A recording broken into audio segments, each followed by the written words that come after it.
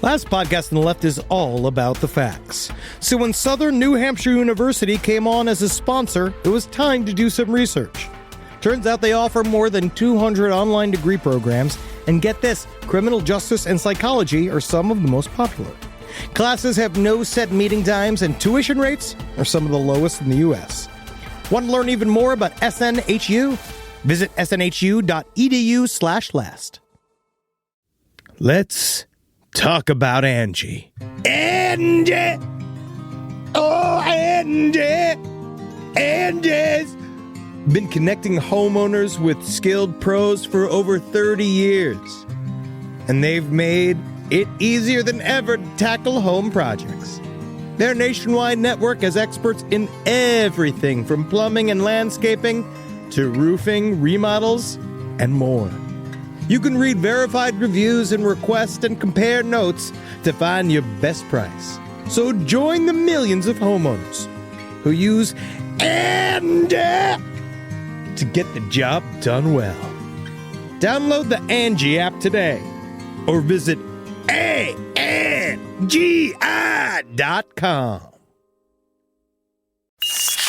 There's no place to escape to. This is the last podcast. On the left. Side stories. That's when the cannibalism started. Side stories. Yes.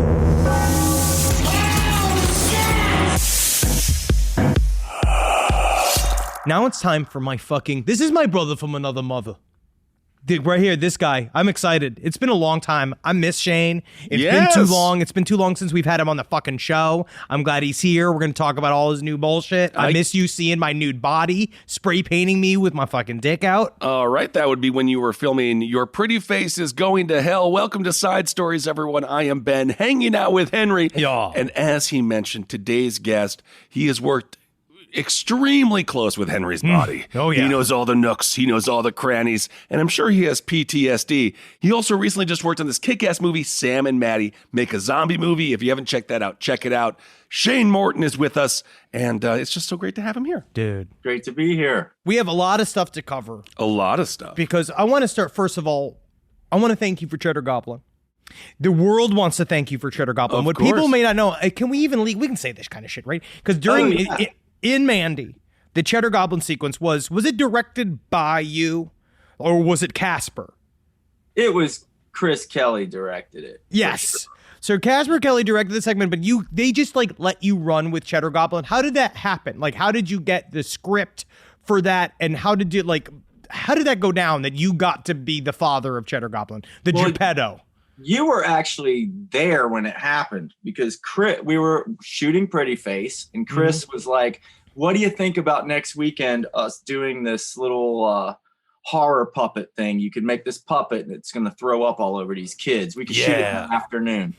And I was like, Chris, are you fucking crazy? Look at this workload I have. And Chris knows I work on the weekends when we're on Pretty Face. Yeah. All your unbillable hours, you do it because you're a fucking psychopath. Yeah, because we're trying to make stuff better with that limited budget or whatever. But he goes, but it's for Panos Cosmatos. And I was like, okay, well, then we're doing it, Definitely. Of course. I love Beyond the Black Rainbow. Why did he kick it to Casper versus he direct that sequence? Because he wanted it to be from another viewpoint, right? Right. Oh, wow. He wanted it to be like Too Many Cooks. That's basically what did it. Shit. He was like, can you do something kind of like Too Many Cooks that's weird and shouldn't fit in the movie? Right. And he didn't tell us much about the movie, really. He just said, make this crazy thing.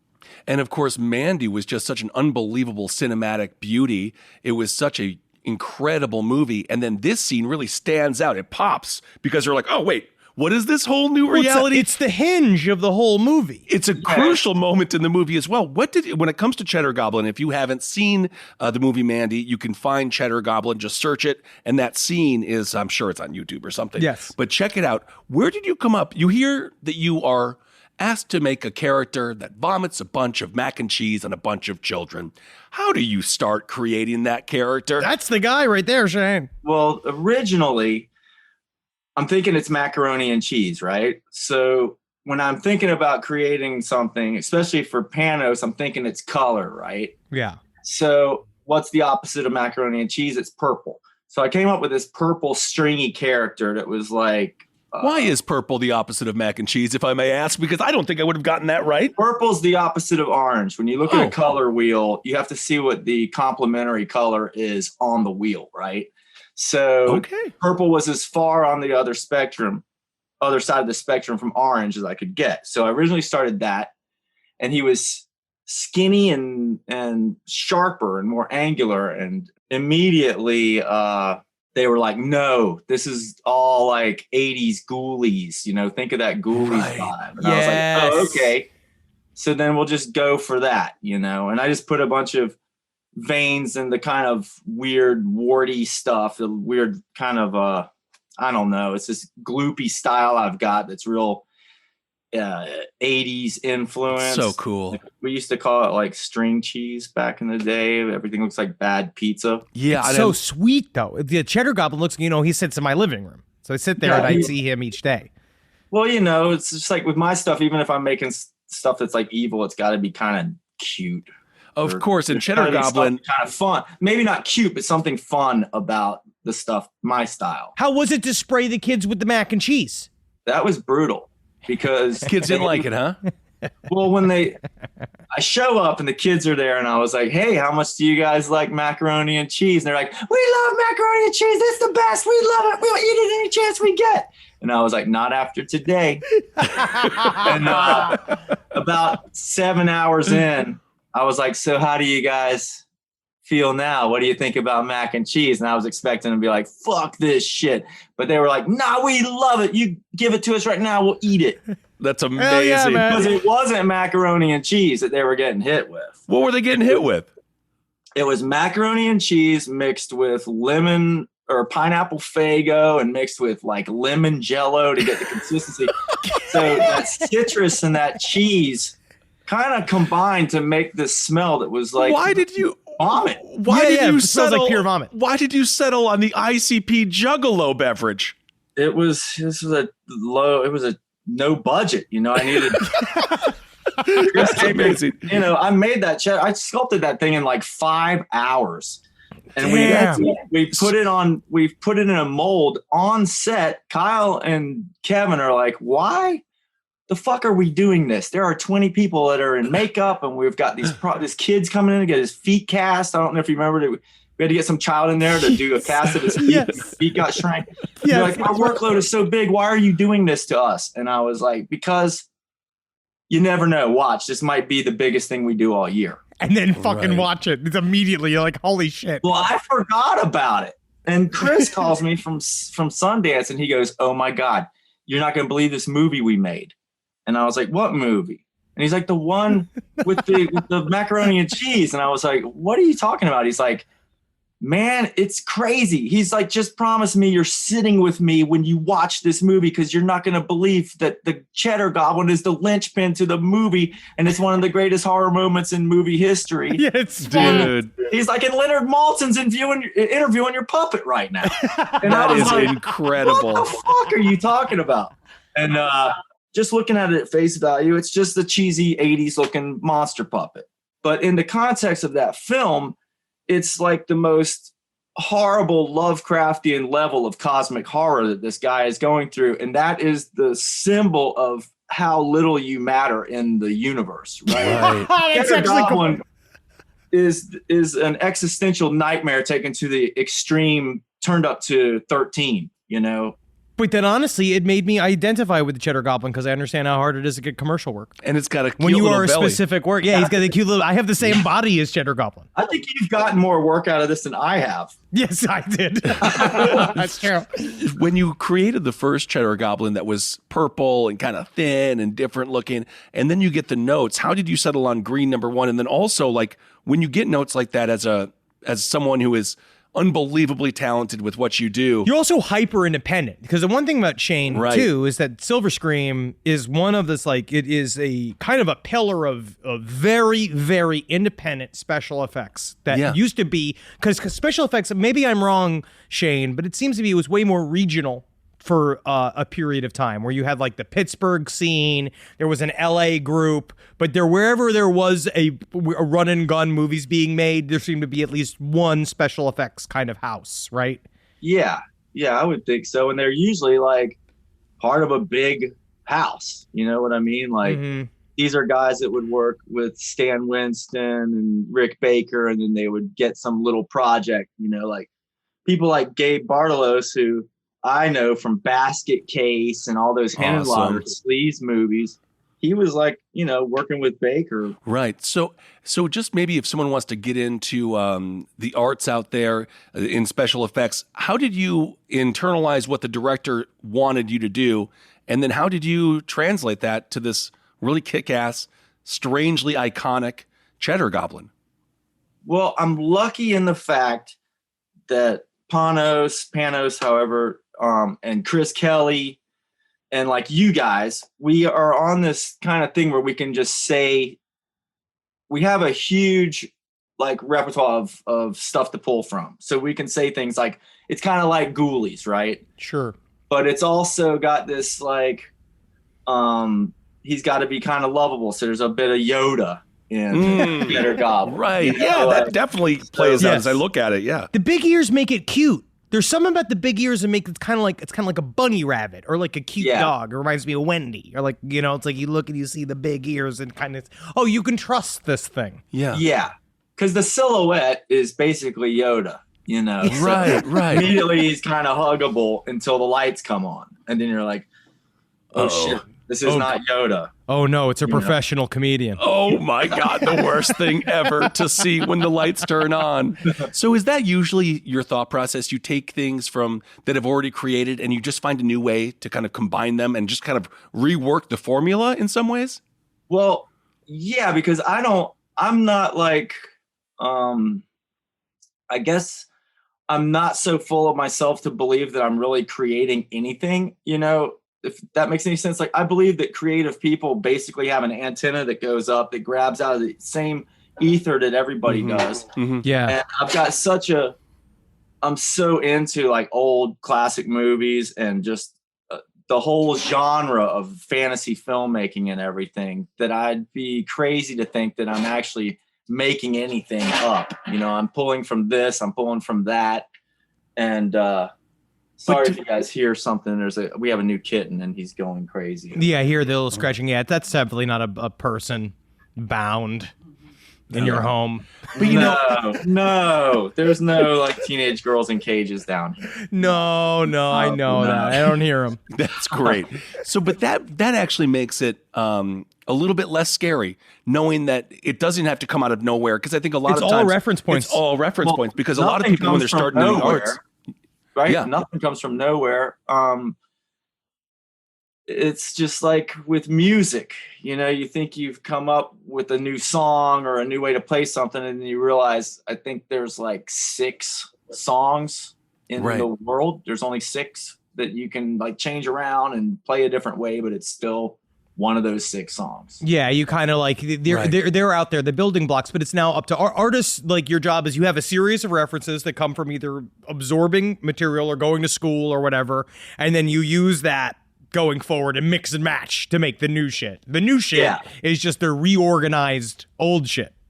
Yeah, I mean, if you're good enough, then you can put your own twist on it in a way that people will not be able to see where it all comes from, and you've applied your personal, you know, fingerprints all on it, so it sort of transcends what it is. Oh yeah, like how Mandy is technically just you'd say like it's a revenge movie, right? So it is a normal revenge movie, but Panos' ability to artistically come at from another angle makes it something else. Like I went to go see Pig, the new Nick Cage movie. Have you seen this movie? It's John Wick.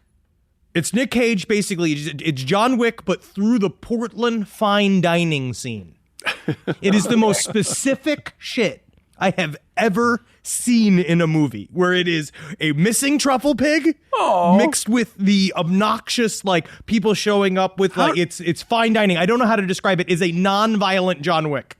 I have to see this movie. I haven't seen Pig at all. Pig. I mean, put some truffles on the floor and the truffle pig will come. I do want to ask about, so we were talking about before Godzilla v. Kong, right? So the first movie, we were all like movie horny, obviously, for the quarantine. I had to go see a movie in the theater as soon as humanly fucking possible. The first one I saw was Godzilla versus Kong. Now, I just watched that last night. It's something. I popped my cherry on that one too. That was the first theater experience. We rented a theater and like a couple dozen of us went, and it was like awesome.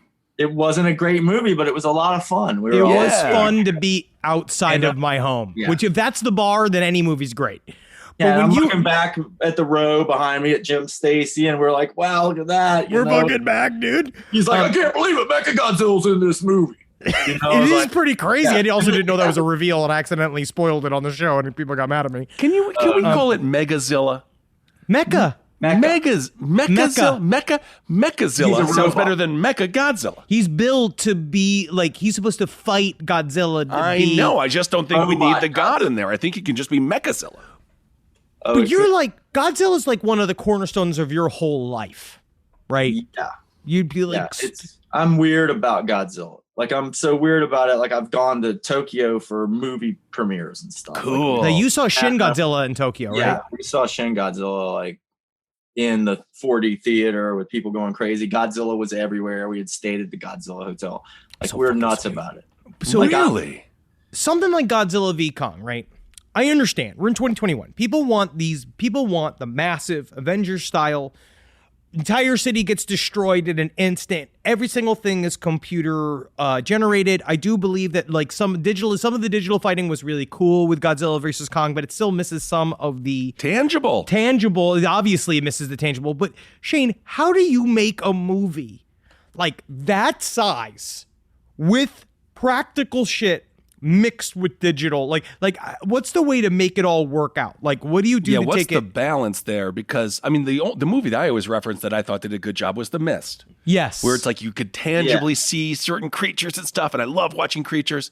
But yeah, watching Kong versus Godzilla, I could have gone for just one guy in a monkey suit once. Seriously. Yeah, well, the Japanese are still doing it. You know, all you got to do is go over there and look at the movies that they're still making stuff that has like classic tokusatsu effects. Now, they will say that this isn't true, but they did use a puppet and a full waist up 30-foot tall puppet also for Shin Godzilla. They added some special effects over the top of it with digital.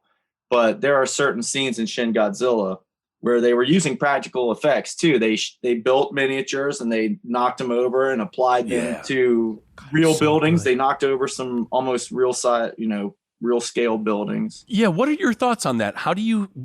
As far as that strategy of using tangible real puppets and then combining the CGI, do you think that it should start with the puppet and then the CGI is just the cherry on top and the icing on the cake? Because right now it seems like the CGI is the whole dish. Yes, but some people like it. I don't know if you like it that much, computer graphics, because I don't. You know what brought me out of it is how good video games are now. Yeah. So I'm watching Kong versus Godzilla and I'm like, why am I not just playing this game? Yeah, seriously. But what do you think? Now, that's the key word. Now you think it's good.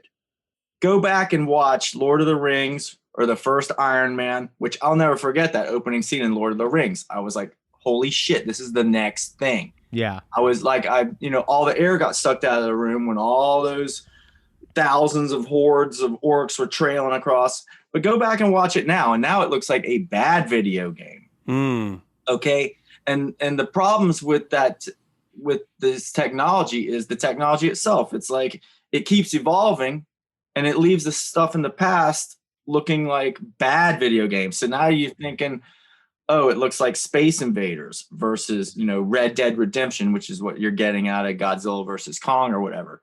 Like, we'll talk about this in 20 years, what we think about Godzilla versus Kong now that we've seen the new level of movies. And I can guarantee you that 20 years from now, people are still going to be watching Ray Harryhausen's Jason and the Argonauts. Yes. And they're not going to be watching Godzilla versus Kong. And that's so ironic about Peter Jackson, obviously, who did the Lord of the Rings. I don't want to spread any information. No one are knew you about. Quentin Tarantino? That's the deepest cut. I know. I really nailed it. But if you look at Dead Alive, Peter Jackson's one of his earlier movies. That movie is timeless. It's timeless. Because it's just, you can't, it doesn't, it can't look any different than that. It also leaves them open to say, I'm going to need some more money to update these films. Oh, and then what yes. they'll do is each time we'll get a new repackaged, revamped, redone Lord of the Rings. Like 20 years from now, we'll get it with the newest technology where it sucks your dick. Like you go in the theater and the tube Oracle comes sucked out. your dick. Yep. Yeah, that'll be nice. Or we'll be watching it on cave drawings and sticks and stones. Yeah. That's what they say the World War IV will be fought with. I can't Yeah, wait. like We'll Reign have to of have 3 Fire. before that. Yeah. Rain of Fire when they realize they're telling Star Wars. Yes, yeah, exactly. Live from your grave. This podcast is brought to you by Squarespace. Squarespace is an all-in-one website platform that helps you stand out online. Yes, that's right. You don't have to smash your face with a hammer. You can just start a business. It's got everything you need on Squarespace, from securing your domain to building a professional site and showcasing your work all in one place. Let's say you want to show everybody how you can carve your ribs out of your lower abdomen so that you look more like a Ken doll. That's amazing. You can bring your vision to life with AI-powered design or curated templates, plus flexible editing tools that helps you create something that truly reflects your style, especially if you are somebody that is trying to corrupt the young men of America. That's what Squarespace is really going to help you. Squarespace makes it easy. It makes it easy for you to put all that together, and you just go to Squarespace and do it all. Thanks, Braden.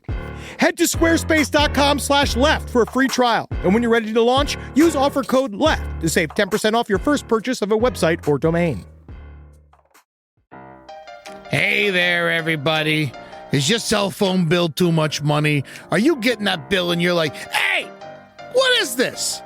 I can't believe for what? For 5G? Are you crazy right now? $100? I don't even barely got any bars when I'm just sitting in my living room, okay? You don't have to deal with that anymore. Are you ready for this?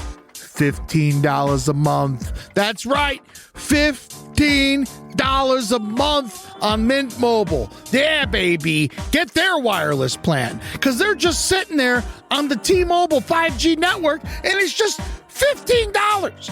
Your whole life, you're just paying all this money every month. You're like, why? Where's it going? It's going to these phone companies that are robbing you. So go to Mint Mobile. Let them help you talk to your mom. So get your new wireless plan for just $15 a month.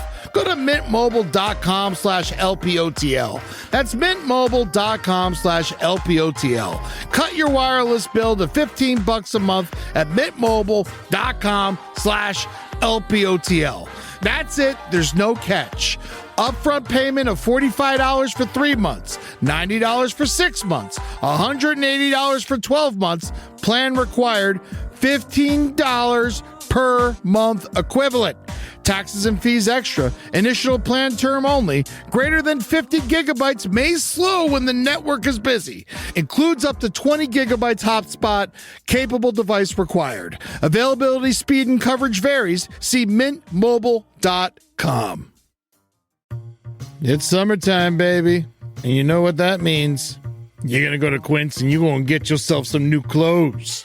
Something happened to me by accident recently. I had a nice little Quince mistake. It was Father's Day, and we wanted to get Julie's dad something nice, so naturally we went to Quince. We looked around, and we were like, oh, look at this 100% organic cotton mesh stitch button-up sweater polo. I think Bob's really going to like this. So we get it, and we buy it, and then you know what happened? A little fudge, a little mistake. Accidentally sent it to our house instead of Bob's house. Julie's like, oh, I'll just get a refund from Quince and we'll mail Bob another one. I was like, oh, okay, that sounds nice. But, maybe I should just see it first. She pulls it out. I was like, whoa, look at that. It's like a button-down polo with nice little holes in it. It's breathable. It's not bad. I think I'm going to wear this to Jazz Fest this weekend. Wore it to Jazz Fest. Got 3 comments. One was by a lady. Not bad, Quince. So get your hiney over to quince.com and treat yourself good and feel good. Look good this summer.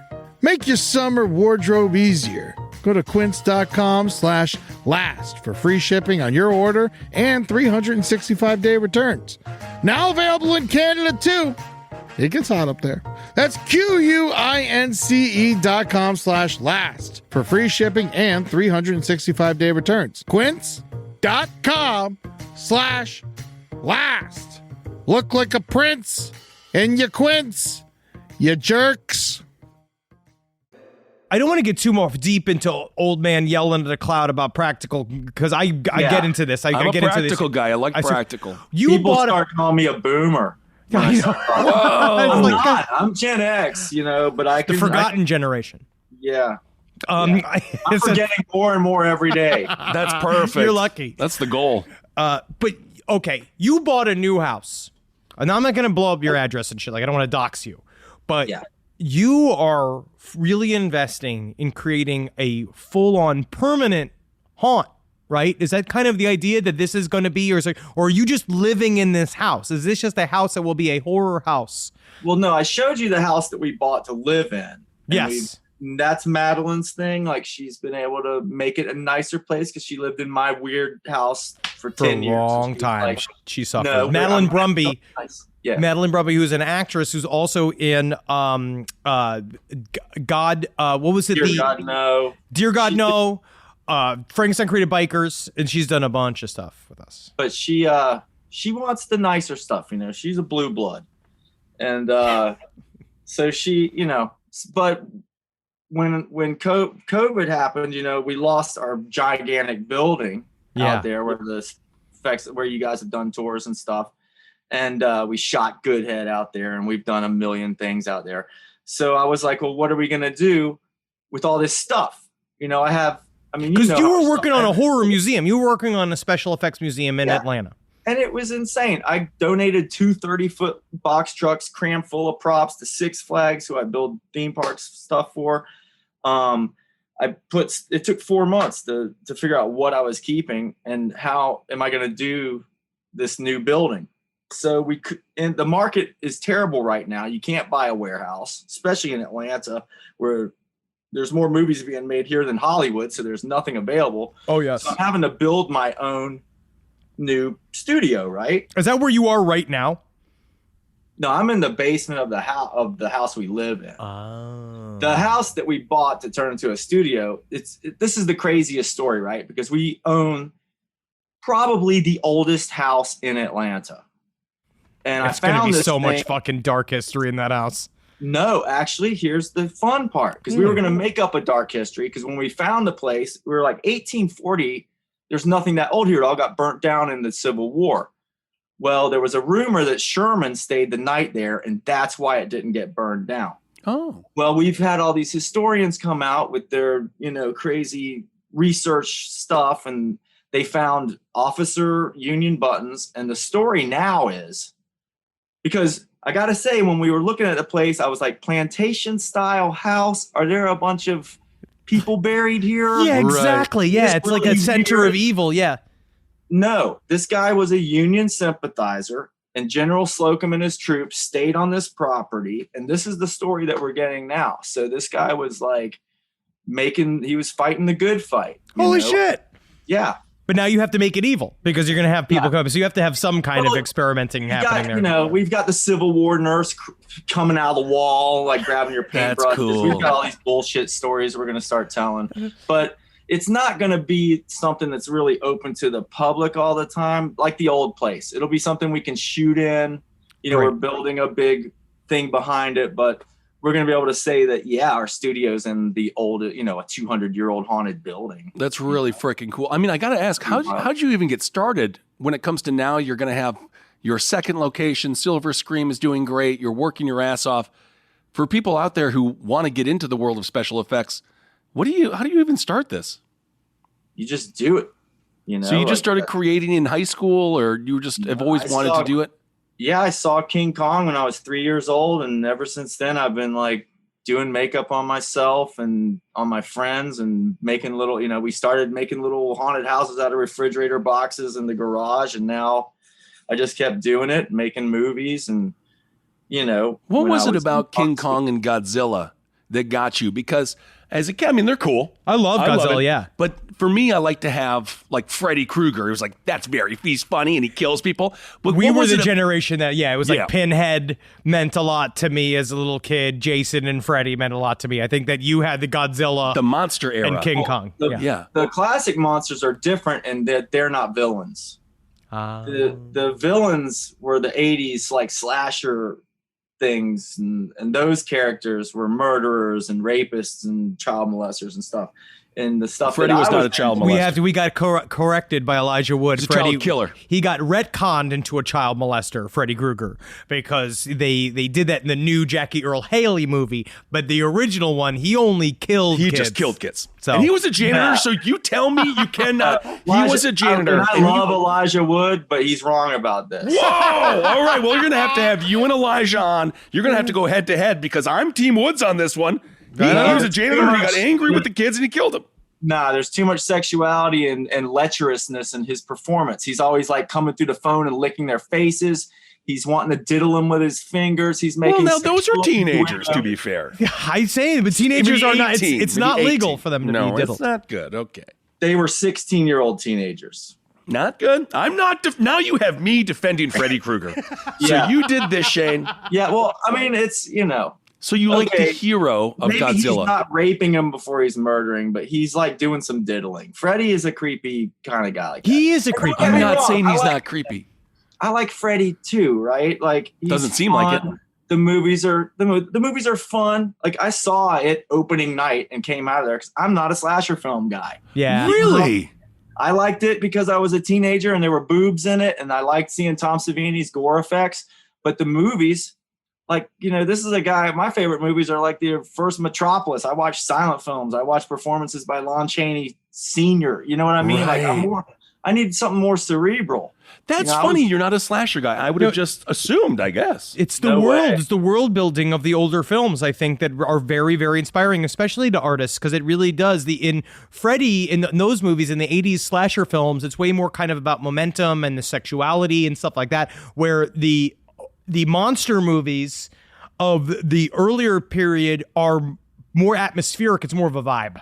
Well, also there's this. If you want to get down to like the foundation of these characters and why children adhere so strongly to like the Frankenstein's monster and the Wolfman and characters, the classic characters, it's because they are like kids. They move around. They don't have control over their bodies. They don't have control over their emotions. So kids like relate to these things, right? Because they're not in control of themselves too all the time. So I think that like there's something very basic about why children are attracted to the classic monsters. Yeah. I think it speaks to them in an eloquent way that they may not understand, like the sociological reasons why they're attracted to Well, you this make psychological. Because some of the make it- characters are also very silent too, right? Right. They're silent characters a lot of times, and they're you can kind of project onto them how you feel about them, and you can picture yourself kind of as the wandering person, especially like Yeah. Frankenstein, Sure. like because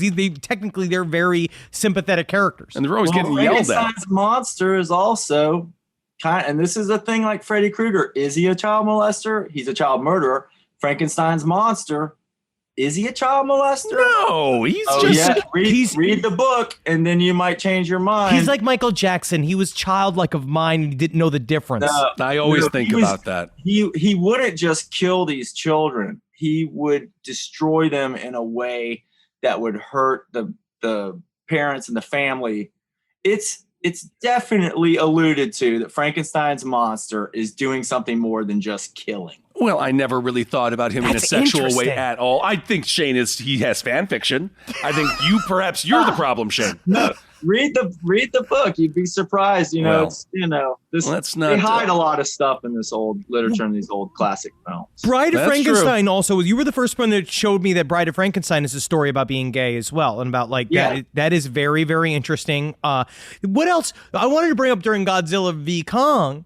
Well, the idea of that, like just the idea of the Earth being hollow has become so mainstream. They throw it in the middle of this like essentially children's movie. Yeah, it's we bitch about this. We've been bitching about this for like almost 10 years now, Henry, how everybody's stealing all our fun conspiracy theories and making them lame. Making them lame. Or making them where, like, we can't talk about them at 4 o'clock in the morning anymore. Because, like, Q sucks, right? The whole Q storyline sucks. It's not. There's nothing fun about that. Where's my David Icke? I miss him. Oh, he's still on tour.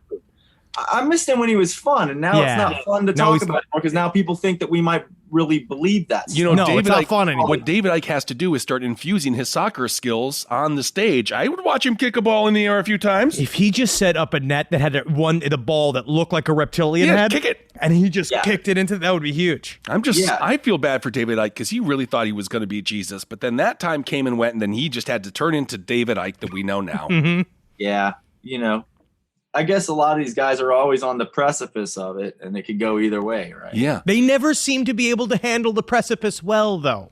No. So why, like with David Icke and with the mainstreaming of conspiracy theory and conspiracy thought, which I completely agree with you guys, the idiots have the conversation right now, and we got to take it back. We have to take it back. We'll take it back. But how does special effects, horror, mirror these things that are happening in real time and in real life as we're in the throes of the future, which we're understanding people weren't ready for the internet. We're understanding it might be have a massive, speaking of net negative on society. How does your job and how does your creative process, how do you reflect what you see happening in reality with special effects? Yeah, dude, last weekend on mushrooms, and like Cena dropped it on me. He's like, you know that we've only had the iPhone since 2007. I know, dude. Like, holy fucking I would shit. stop all tech at 2006. That's what I would say. But anyway, that's just me. Well, we can't do that, right? No, we can't. Already We're done. So me, and just like Henry was saying, I'm trying to stay pure by staying away from computers and stuff. I still have to use them. I use them to storyboard. I use them for production design and whatnot. But what it's going to do is going to make you have to work harder.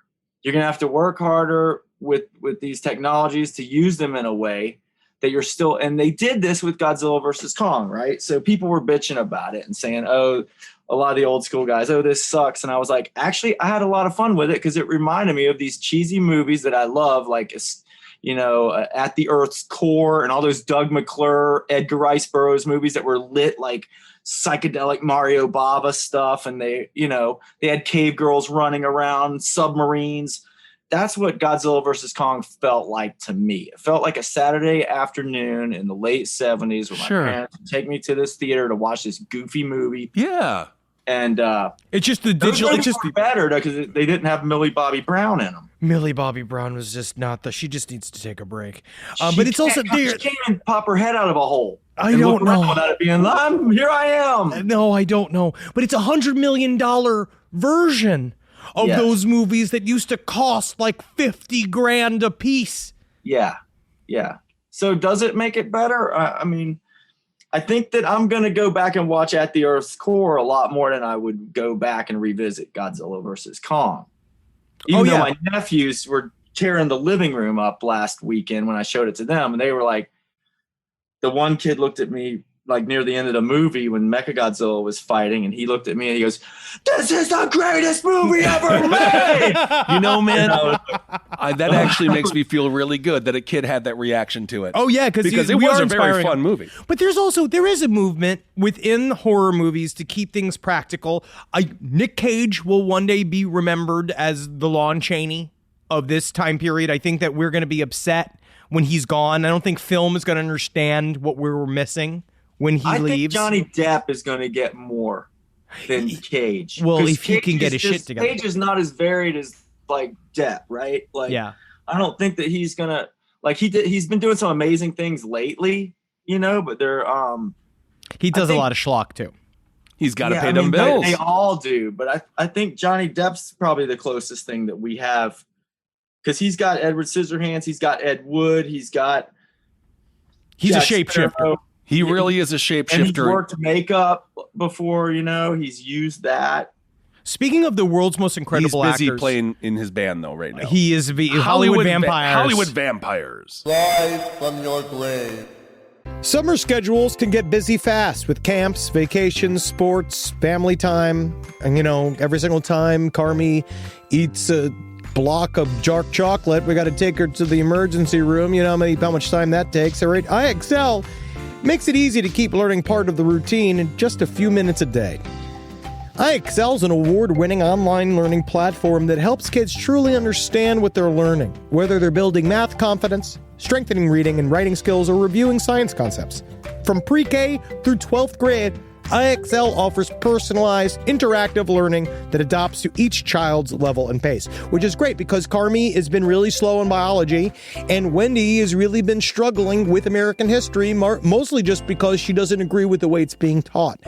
So it's really important. You make an impact on your child's learning. Wendy, as soon as she gets her chicken, she is ready for all of her lessons. And Carmi just really has to eat 5 or 6 bites of liver, beef liver, chicken liver, and then she can really get down to, I'm hoping this is the year she reads To Kill a Mockingbird. So really, IXL, thank you. Make an impact on your child's learning. Get IXL now. And Last Podcast on the Left listeners can get an exclusive 20% off at IXL membership when they sign up today at IXL.com/left. Visit IXL.com/left to get the most effective learning program out there at the best price. All right, I know what you're thinking. I like to go banking, but I don't want to give to these big old banks all the time that cater to the 1%. Well, go ahead and get yourself hooked up with Chime. It's banking built for you, not just those rich jerks. And they got thousands of fee-free ATMs because why pay to get your own money? Chime is working for you, man. You get your Chime card, you're going to get travel perks, you're going to get into airport lounges, you're going to get those chicken thighs. You know, every time I go to an airport lounge, I get chicken thighs. And you know what I say whenever I see a plate of chicken thighs? Give me more. Chime's going to get you those chicken thighs in these lounges, all right? Sure, they can serve other types of meat, but why would you when chicken thighs are so delicious? Chime is not just smarter banking, it's the most rewarding way to bank. Join the millions who are already banking fee-free today. Head to chime.com/left. That's chime.com/left. It only takes a few minutes to sign up. Chime is a fintech, not a bank. Banking services for Chime Card provided by Chime's bank partners. Optional products and services may have fees or charges. Stated cashback for Chime Prime only. No minimum balance required. For more information on travel perks, go to chime.com/disclosures. At DSW, we ask the important questions, like, what shoes are you going to wear? Whether you're prepping for wedding season, festival season, or just planning the ultimate vacay, the right shoes can make or break an RSVP. So own the moment. You've got big plans, and we've got just the shoes. At the perfect price, of course. Get ready to get ready with Designer Shoe Warehouse. Head to your DSW store or DSW.com today and let us surprise you. But speaking of the world's greatest actors, you've now been working again with Matt Servito. He played Satan in Your Pretty Face is Going to Hell. He's directing now, which at first, not that I was scared, only just because I've seen him drink so much scotch that I was like, I didn't know what he was going to be like. I didn't know what he'd be like as a director. But now he's really crushing it. And we made a short together called Good Head, where you got the YPF team all back together, which was wonderful. We made a horror short. But then you just got back filming in Albania for a month with Matt Servito at the helm. Oh, it was in Austria. We were in Austria. How was it? How was it being under Matt Servito as a director and also being in fucking Austria during this time period? I know that he told me that the crew drinks a lot of wine. Oh no, it was insane, and we've spent a lot of time with Matt. We've been locked in on a production together where we're working hard, but living together for a month while working on a movie. Tell you. Then you're really seeing it, You're people are waking up and wondering why me and Matt are in our underwear at the dinner table drinking scotch at 5 a.m. and when we gotta wake up. We're on US time. We're storyboarding. We changed the ending of the movie. Here's the new ending. No, I mean, it was incredible. Like, I brought Oliver. Oliver came over to play the monster, and it was good to have, somebody like with me all the time in that world to help out too, and to also see just how fucking great it was. Like, it was life affirming to be over there with all these like amazing people who were not like, a lot of them were not they were not like jaded movie people. Some of them, this was their first thing, and they came in because they're working with this big Hollywood star. So they had some preconceived notions that we had to, you know, pull the curtain back and say, hey, no, you guys don't get it. We're independent movie makers like you guys. What is the key difference between shooting in Atlanta versus shooting in Austria? Like, I mean, obviously there's got to be a lot of differences, but 7 different languages were being spoken on that set. It's a Goblin too. It's like a Troll too. It was bonkers. So I carried an iPad around because, you know, I was storyboarding the movie, and they require a lot of pre-production over there. Yeah, I think. And so they weren't, you know, and you've heard Matt say this before, just chill the fuck out. We're making jazz here. Oh, yeah, I hate the term we're making jazz here. Was he saying we're making jazz here in Austria? That's not jazz. That's polka. It's not really, but it was funny because the AD, after 3 days of this, the AD comes to me and the producer, and they take me aside and they're like, what the fuck is going on here? And I had talked to him about this the first day because I was like, are you guys ready to have a crazy time? We're making a crazy movie. Things are gonna get crazy. Because you guys made a horror Western. What Servito told me is you guys are making a horror Western. It's out in Austria because in Austria, I guess they were obsessed with the Old West, the American Old West. So they had romanticized it to the point they built theme parks all over the East, you know, all over. Oh, that Europe. sounds fun. Did you go to any of those? But no, it was an abandoned theme park. Yeah, that's what they were shooting in. They were living in it. That's awesome. There were all the buildings are real, like all the saloons and everything were hotels on top. So all the Romanians stayed in the saloons, and all the Grips stayed in the Indian village and stuff. It was crazy. That's awesome. But yeah, it was really awesome. But you know, there was stuff where I was like, you know, I think you guys are expecting a different thing than. What were they? I mean, what were their expectations? They thought we were making a spaghetti Western, which we were, because we were shooting everything with giant cameras and anamorphic lenses, and it looks like a Sergio Leone Western. Yeah. But we were also making The Thing meets Alien in a Western town, right? So sweet. So they didn't understand it was a horror movie. There's a shape-shifting skinwalker, right? And there's an Indian curse. So when I start telling these guys, Dutch the camera every time they're running up the stairs in this place, and the Romanian camera guy looks at me, he goes, that is not the movie that we're making. I was like, oh, yes, it is. We're making a fucking horror movie. You guys need to start looking at this thing as being more like Evil Dead than Sergio Leone. Because if we don't make the movie weird, because they're looking at the Indian girl dancing and this stuff, and they're like, where does this cut in? And I'm like, trust us, there is an Indian curse going on here, and we're going to interject these crazy visuals throughout, because if we don't make the movie weird from the start, when the fucking monster shows up in the third act, people are going to be like, what the fuck is this? Yeah, what movie is happening? Right. So how do you do that when you disagree with the genre? Like when it comes to like a crew not knowing the genre of a film, that seems like it's a big deal. Yeah. Seems like it would really make every single thing you do a colossal pain in the ass. It kind of was, but it was also kind of neat, because then I got to explain it and explain the reasons why this was happening and why the shot looks this way. Did they understand? They did. And he would look at, you know, like the guy that was challenging me a lot, he would look at me and goes, oh, I see. It's the psychology of the film. Okay, there we go. He's like, we are not because I told him, I said, like, there's no coverage. We're not worried. Yeah, it's not about coverage. Like, why is the camera on the floor? And I was like, because now it's a rape scene. And he goes, oh, I understand. Because now it's just about Matt Servito's boots walking into this guy's boots that are torn up. And you know something bad's about to happen, but you don't need to see the knife. Right. You just know that. And it kind of looks like the beginning of a rape, because there's 2 boots here spread and the other boots come in, and it's artsy, right? We thought a lot about this. I'm sure you did. It reminds me a little bit of when they took Everybody Loves Raymond to Russia, it must be difficult when it comes to educating people on film, especially when you have 30 days to get the goddamn thing done, and you're also like, let me teach a master class really quick also.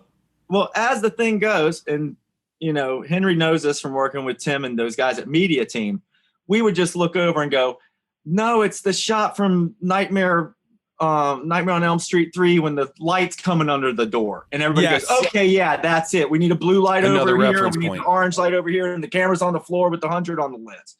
Like, we have this language of cinema and horror cinema and underground weird movies that they might not necessarily get. But because I can hang with anybody with samurai cinema, and maybe they knew more about French New Wave than me, but I could still go, no, this is that thing where the faces are, it's the Jean Cocteau shot where the faces are looking at each other and they're talking. And yeah, so you got Cocteau. It's all these reference points that come from being a voracious consumer and studier of film. Like, it's film, and like it is watching it. And also what I like is what you talk about all the time, where it's while horror is obviously the most important thing to know, how to walk the walk and talk the talk about horror, it's the other shit. It's the other references that can really make films come together. Like, you can say, like, we're telling this story through the lens of a horror Western. And then also, absolutely. Shane, how do you infuse the comedy? Because Mandy, Cheddar Goblin, I laughed out loud. Yes, of course. Absolutely. But it's also grotesque. How, like, do you have a thought process as far as like do you ever intentionally try to infuse comedy, or is that just something that happens naturally with just the super bizarre structure of horror in general?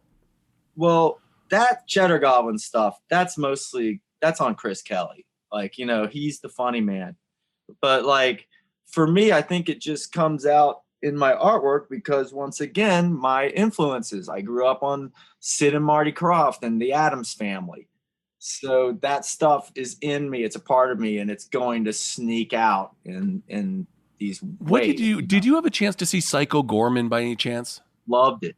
I would love to hear calling me going, thinking I did it because the production design was so gore meets. I loved it. It was so perfect. I have such like a soft spot for, because I say our style because of Pretty Face too. It was just like that goopy, kind of run and gun, very funny, but also like there is something weirdly precise about it. Like Psycho Gorman, like kind of made that. It nailed it. Yeah, it did, and Psycho Gorman proves it doesn't need to be totally slick to get the point across. Sometimes, and this is like something I learned. That was Dave Willis's point. Yeah. You got it. Well, here's, and I learned it most eloquently from the great painter Basil Gogos, who you guys are probably familiar with because he painted all the crazy covers for the famous Monsters of Filmland magazines, where there's like hard light sources, and like you've seen, he's done covers for Rob Zombie late in his life, and his art is very prevalent, and it inspired generations of artists, right? And Basil Gogos told Gogos, I was like, the reason that you're gonna live on forever is because the gesture of your drawing is retained in your finished piece of your art. And he looked at me and he goes, the gesture is everything. So what I'm getting at is, if you overwork your piece so much and you lose the soul of the art, right? So who's a better sculptor, Rodin or Leonardo da Vinci or Michelangelo, right? Like, somebody does something really tight, or something where that like a Frank Frazetta painting where you can tell he slashed at it while he painted it, and it's got this like really savage quality to it. You actually see where you see the sketch.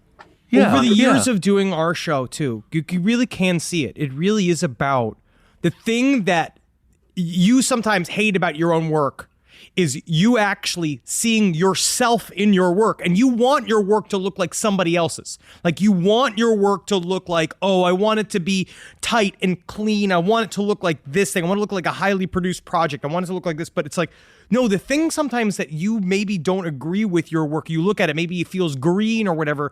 That's you speaking. And that's actually the most essential part sometimes, is the you speaking, even though it's not maybe perfect and it's not something you don't recognize as perfect, but it is like, it makes it alive, and it makes it something that only you made with your hands. Yeah, Orson Welles said it. He said an artist without boundaries can't make good art. Yeah. So like maybe that's part of my whole shtick too, is that I've never had like really big budgets to do stuff, and it keeps me grounded in this world where I have no choice but to retain the gesture of the idea. Right. Well, it just seems like with that premise, which I love that, you can't get that in CGI.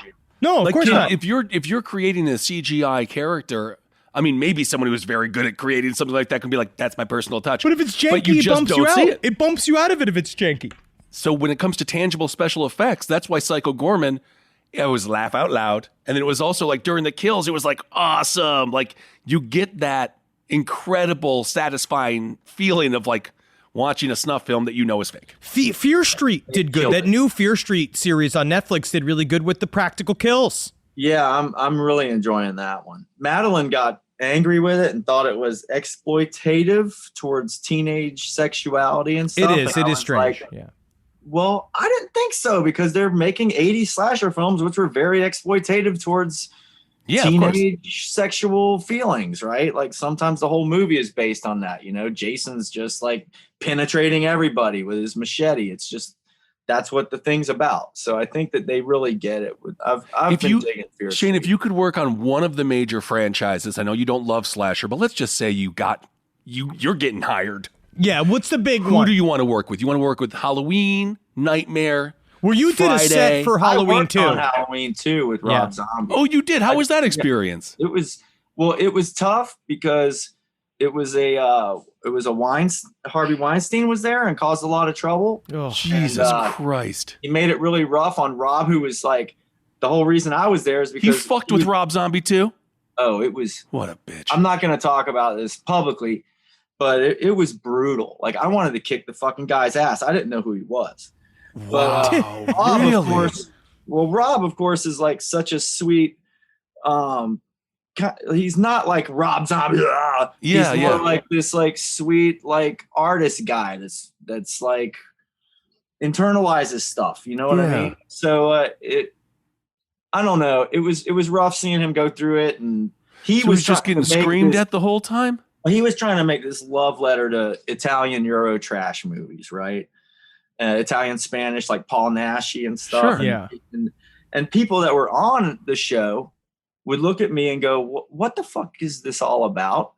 And I was like, "It's the feeling that he's going for." Like, people were like, I'll never forget this. We're shooting the scene where the pumpkin-headed guys are eating at this dinner table. And it's sweet. I love that. I love Halloween. I love both of Zombies remakes. I love them.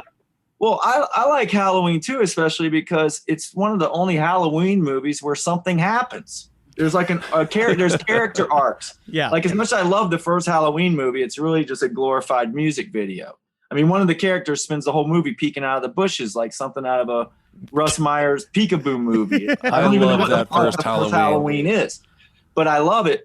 But like, I think that Rob was trying to make an art film, and that's not what they were wanting to do. Yeah, it seems like Rob in the industry, I'm totally talking on my ass here, but I know he wanted to make that hockey movie. He did, and version of slapstick. It just seems like whatever. I fucking hate the system so much. It's very difficult to fucking navigate it through. Also, to keep your ego hold, so you have to go and, oh God, it's dumb to have to try to make them happy and you happy at once, because then you're never happy. Yeah. So well, I had this conversation with him after the movie wrapped, and I was just like, why are you even doing this? Like, why don't you just make your own thing and just get the money somehow and make your own thing, and then you don't have to deal with these fucking assholes. Because I was like, I don't want to work with these people again.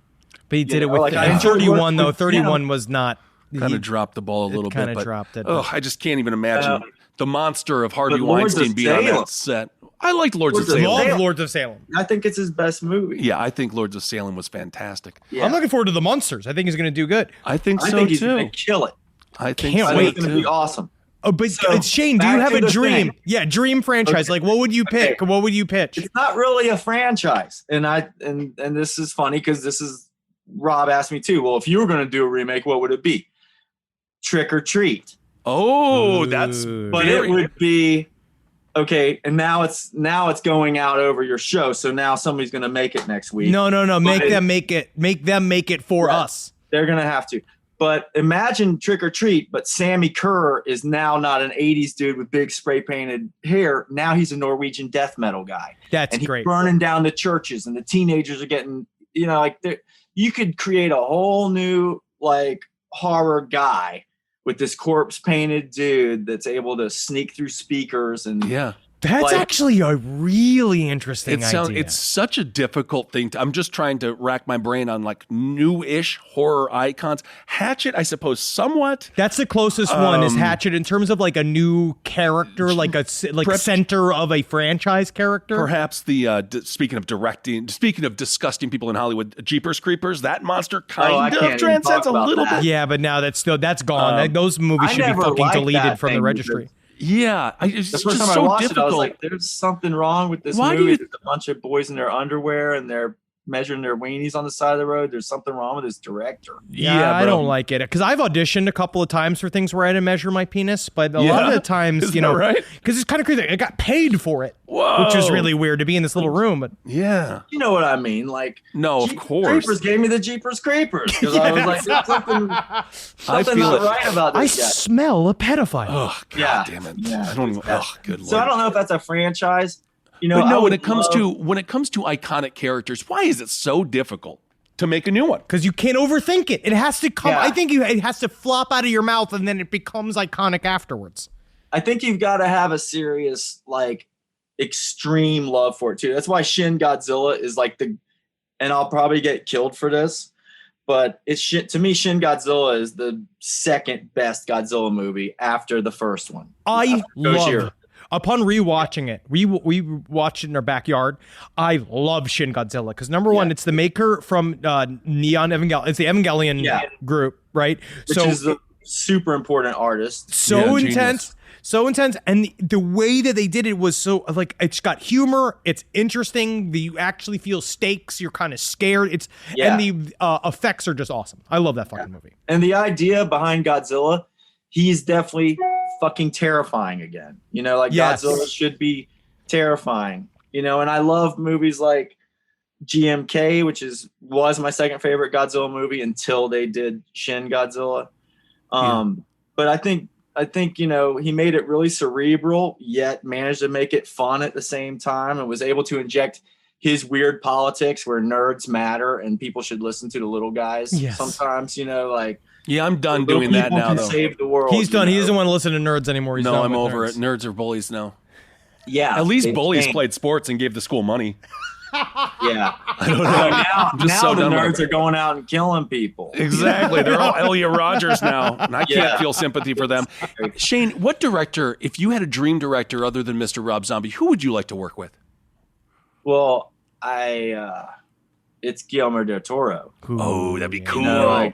He's the one guy, and I love his commentary. Like, people that don't get Pacific Rim, I tell them watch the movie with commentary and then tell me you don't get Pacific Rim. How could you get Pacific Rim? It was so good. Yeah, it's a robot fighting movie. Okay, every cool scene in the fight scenes with Godzilla versus Kong were straight up stolen out of Pacific Rim. They stole so much shit. Between Pacific Rim and Evangelion, they stole so much shit. Yeah.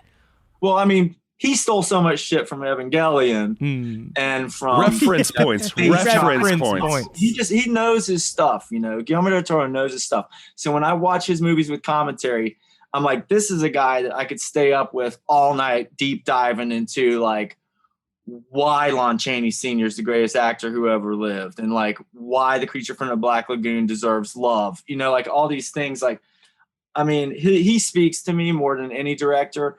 Tim Burton was a guy that used to, but I think he's kind of lost it.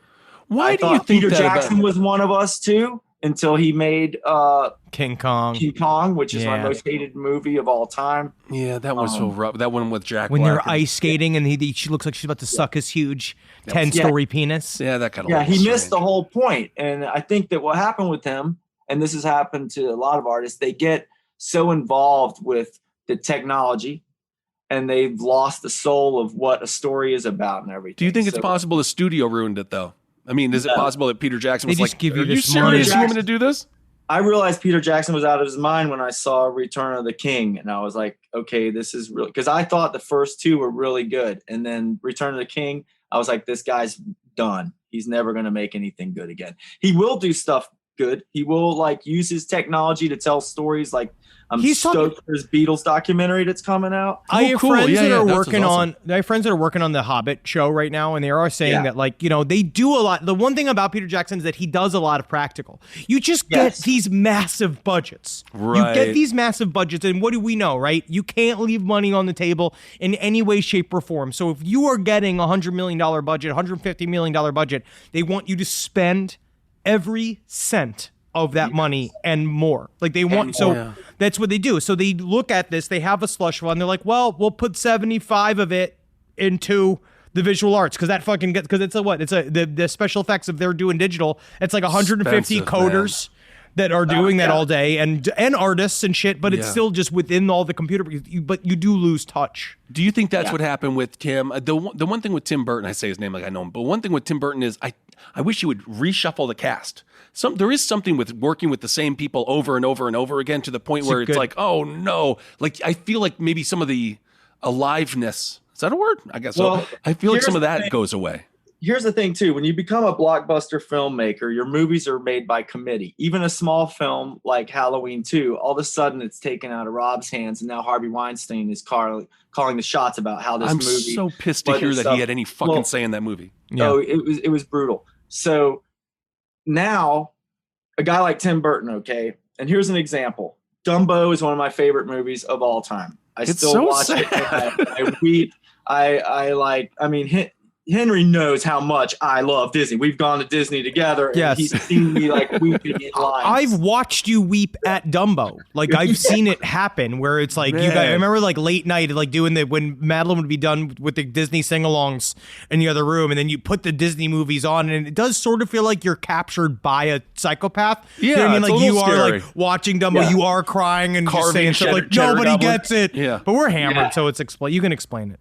Yeah, that way. You know. So you go and you watch Tim Burton's Dumbo, and immediately I'm like, holy shit, he's making the Elephant Man. And this is a story about a guy who's coming back from the war, who's missing his arm. He has this weird trunk that gets in the way, which is his sleeve that's empty now. Him and Dumbo are going to overcome their handicaps together. There's the fucking story, right? There's your fucking movie. There's Dumbo. It's amazing. No. Because now it's a Disney movie, and they have to have kids fly Dumbo because kids fly Dumbo at Disney World. Yeah. So now they've got this story, this subplot about these kids, and it just, the simplicity of what the heart of this story is. And he saw that story all the way through till its end. When you see the end of Dumbo, they have achieved their goals and overcome their handicap together, and they are stars. There's your story.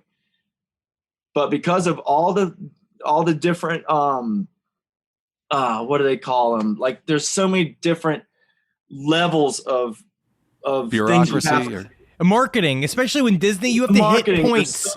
There's so many demographics that have to be covered in these things, right? That it becomes so convoluted that the gesture's gone. Okay, right. And here we go back to the thing. So it's really hard to tell a simple story when you've got a table of people with all the money people, and they're telling you, well, that's no good because Coca-Cola owns this part of the movie, and this has to happen. There's this many shots of this watch. Like Madeline is it's funny watching movies with Madeline. Like she hated the Avengers, which I loved. She hated it because she was like, this is a fucking watch commercial. It's a watch and a car commercial. She's like, she kept elbowing me every time that there was a product placement, and I left with bruises. It was like tough. And that's why we want to thank everybody over at Gatorade for allowing us to have this refreshing conversation. And it's just been incredible. The electrolytes of this conversation have really fulfilled me down deep. So absolutely. Thank you so much. And Allsport, the now defunct Allsport from the 1990s, the carbonated sports drink. Brilliant people. Jerry just make you fart, and while you're going. Yes. But Guillermo del Toro, I do want to eventually. I can't wait. I want to go see Nightmare Alley with you because Nightmare Alley was one of those books that you gave me with the Satanic Bible, and those are like my first introductions to all of this type of thought. Like when you gave me the Satanic Witch, all this kind of thing, like it really is interesting to see kind of come to play. And I wonder if they will, when Nightmare Alley comes out, if they will do any sort of nod to how important that story is to Satanism.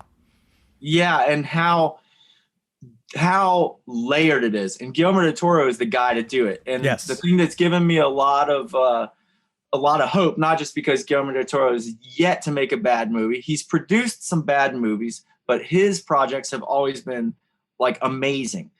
And he has been studying the tarot so hard for so long that I really think that, when you read Nightmare Alley, each chapter is a tarot card, and it's all. Oh no, I have a so workbook. Cool. The last time I read it, I worked it out with the tarot cards. Like I was sitting there, like looking at the symbolism, because we might do it, at some point. We will do our deep dive in talking about deep into Satanism for last podcast on the left. But that book is just, upon rereading, I was like, there's so many fucking lessons in this damn book. Yeah, and there's all this other stuff too, that for a guy like me that loves illusion and loves magic and stage magic and all the spook show stuff, he puts so much into that book of how this stuff is done. He gives you the trade secrets away without giving the trade secret away. You have to search. Like that's how I can read Nightmare Alley every other year or so and get something new out of it every time, because it's so multi-layered. And I think that Del Toro is going to do a great job with making it that rich. I hope so. Absolutely. I was kind of sad when DiCaprio dropped out, because now it's Bradley Cooper. Yeah, because I was like, Yeah. That's your close friend, Leo. If only he'd answered that one email I sent him. That one email you sent him. Shane Morton, thank you so much for being on the show, man. This was awesome. Thanks, I guess my final little thing is, and again, you've sort of answered it already, but for the youngsters out there listening, what's the first thing they should do if they want to get into special effects? Like, because it's just so difficult to what's a thread that they could begin to pull on? Well, this is the thing. You've got to start at the beginning. You've got to learn how to watch Lon Chaney Sr., who is the guy that started all this stuff. He's Lon Chaney Sr. started the heavy makeup effects work, which was basically character design, character performance, taken to a different level through the use of, extreme makeup, right? Yeah. And then you got to study Willis O'Brien and Harryhausen, who were the guys that created the stop motion stuff. You got to go to the basics, and then you've got to learn how to draw. You got to draw, you got to sculpt, you got to do the work. Okay. Dude, check out the 10,000 hour rule, right? Oh, yes. To become the master, you've got, 10 years of work. Shane, I got one for you too. Check out The Wolf House. On iTunes, The Wolf House. It's a stop motion animation. Like, it's basically the new, like, Jan Schwenkmeyer. Oh, Jan Schwenkmeyer. Yeah, and I was watching it last night, and it's just one of those, like, it's an uninterrupted hour and 15 minutes of a horrible nightmare. Oh, that sounds great. You'll like it. Have you seen Howl in the Fog? No. Okay, so that's a Japanese kind of tokusatsu thing with puppets. It's very like Godzilla, but in samurai era stuff. And it's on the list. It's a mood piece. Put it on the list. They're still making good stuff. Absolutely. Oh yeah, buddy. Good stuff coming out, like more than ever, actually. So I don't want to end on a bad note and go, old guys are bitching about this, because stuff like Psycho Gorman, Howl in the Fog, all this stuff. There's more of us that are able to make it now because it's easier to make movies. Indie horror film is at its peak right now. Yes. There is so much good shit. I just watched one last night that it was called I Have to Tell Your Heart to Beat. And it's one of the most interesting retelling of a vampire story that I've ever seen in a long time. It is I'll text you the actual title of it. It is wild. But yeah, they're still making good shit, man. All right. Yeah, Well, all over the world. Thank you all so much for listening to this special episode with Shane Morton. And you can find Shane, I don't know if you want to plug Twitter. He's Professor Morte. It's MORTE. PROFMORTE. Silver Scream, right? Just look up Silver Scream. Silver Scream Effects Lab. And we're going to start posting pictures of all the new work and everything. And as soon as I'm able to legally post pictures of all this stuff that we've been doing, like some of the biggest projects we've ever done with the biggest budgets. And awesome. You've been working your ass off, man. I can't wait for people to see it. Absolutely. Yeah, it's exciting. What's your Instagram so people can see that then? That's Silver Scream Effects Lab. Silver Scream Effects Lab. So follow them on Instagram and stay up to date with everything Shane is doing. Thank you so much for being on the show, Thanks, man. guys. Absolutely. Hail sweet Satan, man. And thank you all so much for listening. We hope you're doing well out there. Yeah. Thanks for all the support. We got the live dates. You can go find those on our website. LastPodcastOnTheLeft.com. Yep, Last Podcast merch for our merch. Yes. We got some weed coming up that you guys all know about. And we want to thank everyone who came out to our meet and greet in Santa Ana. It was absolutely fantastic. Thank you. It better have been. It was. Yes. All right, everyone. Hail yourselves. Hail Satan. Congratulations. Hail Satan. Yeah, bro. Yeah, bro. Hell yeah. Hail Shane. Hail Shane, bro. This show is made possible by listeners like you.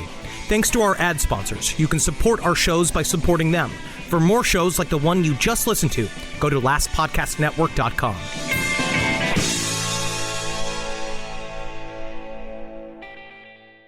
Back to school season. You've got the new backpack, the folders, the 17 highlighter colors, but there's one essential that never makes the shopping list. Their pillow. And we all know better school days start with better sleep, so we've got big news.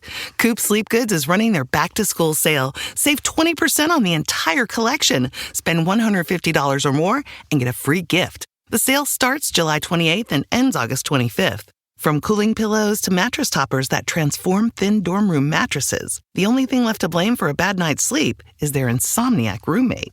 Coop's pillows are adjustable, built to fit how your kid sleeps, whether that's a twin XL dorm bed or their room at home. Spend $150 or more and get a free Ultra Tech pillow protector. Head to coopsleepgoods.com/comedy. COOP sleepgoods.com/comedy. 20% off plus a free pillow protector with $150 or more. Hi, listeners. Marcus, Ed, and Henry here. It's a little bit of an announcement. You loving all the episodes of Last Podcasts on the Left lately? Well, listen, now you can get even more from us. Squeeze it out of us. If you want to hear new episodes ad-free and unlock access to Last Podcast on the Left 7 days early, subscribe to SiriusXM Podcast Plus on Apple Podcasts or visit SiriusXM.com/Podcast Plus to start your free trial today. Do it.